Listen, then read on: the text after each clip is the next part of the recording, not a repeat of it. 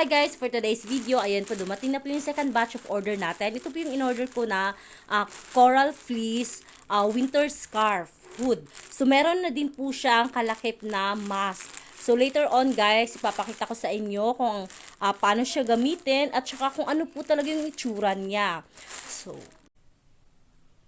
hi guys! So, for today's video, ayan na guys, pinapakita ko na po sa inyo guys yung nabili natin na yung hood scarf na eto siya guys, super duper ganda kasi nga talagang tago lahat yung buong mukha mo, and then with built-in face mask pa siya, ganun. So, tapos napakaganda nitong gamitin guys, especially kung may mga tito, tatay kayong nagtatrabaho as rider or delivery boy.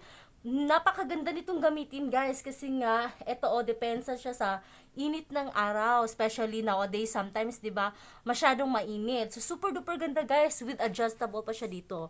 So ano na guys, check na po yung yellow basket.